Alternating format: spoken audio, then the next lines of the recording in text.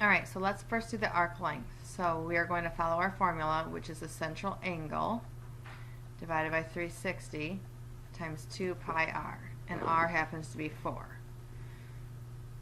And it says in here we can round to the nearest tenth if needed, so you can just type this right into your calculator, 60 divided by 360 times 2 pi times 4, and then just round your answer to the nearest tenth.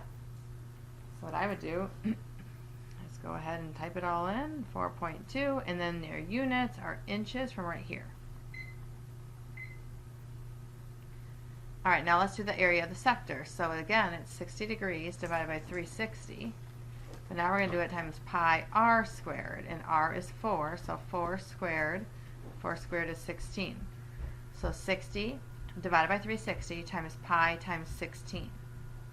And then that should give you 8.4, and the units are going to be inches squared this time.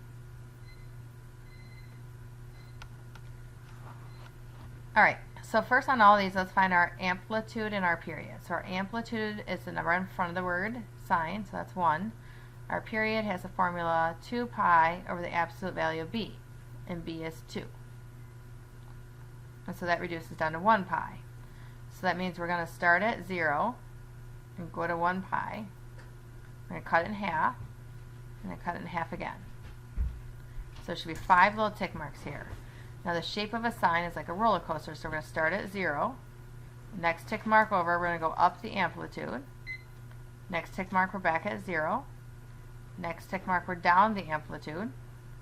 And the next tick mark over, we're back at 0. And we're going to connect this into a nice little curve. Oh, not very good here. There you go. Tangent's a little bit different. We're still going to start off with amplitude. The number in front of tangent is 1. But our period is 1 pi over b, which is 1 pi over a half, which is 1 divided by a half.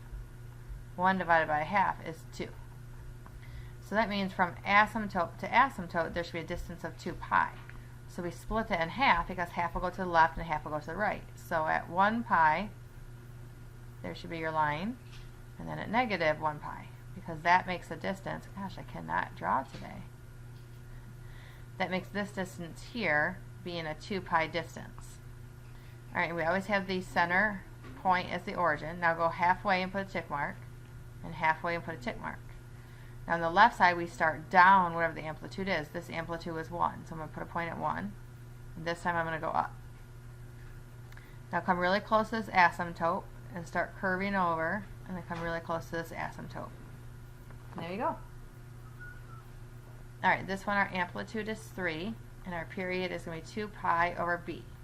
And b is the number right there, so it's just going to be 2 pi. So we start at 0, and we end at 2 pi.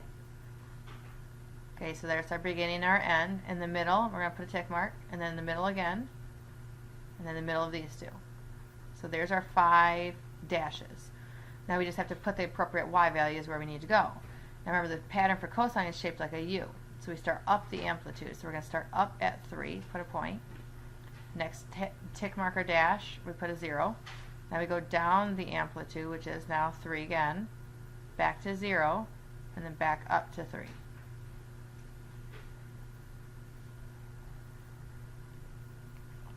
There you go. Alright, this one, amplitude is 2, period is going to be, again, the formula 2 pi over your b, which results into a half pi. So start at 0, we're going to end at a half pi. Then we go in the middle of both of those again.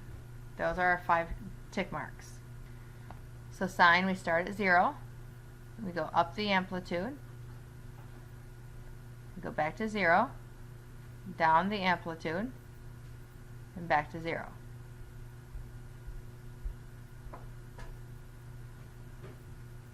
The best I can do with this kind of writing utensil.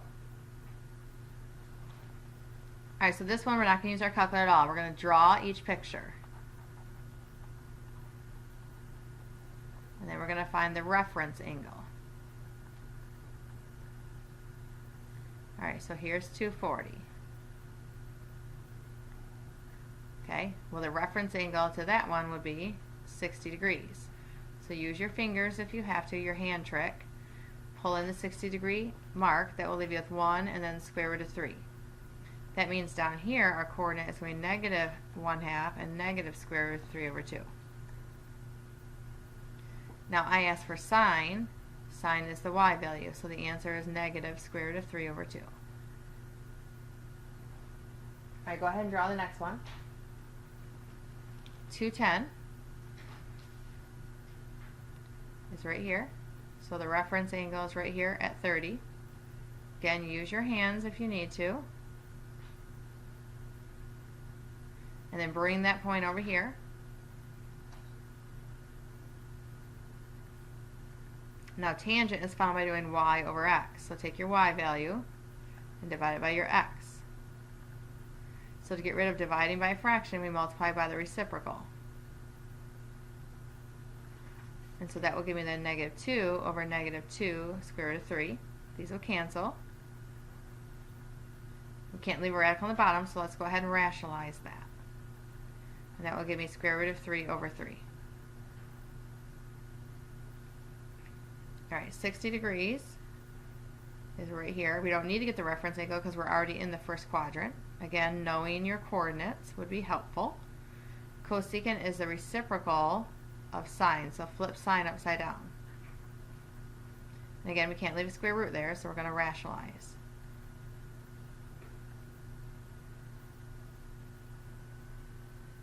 Alright, now secant of 4 pi over 3. So when I do this, I don't always convert. If you want to convert this into degrees, go ahead. I'm going to make this into out of 6. That means it's 8 pi. So I'm going to go in increments of 30 degrees 8 times. 1, 2, 3, 4, 5, 6, 7, 8. I'm right here. And that is 240 degrees. We already have the coordinate over here. Alright, now secant is a reciprocal of cosine. Here's your cosine, so flip that upside down, and that will give us negative 2.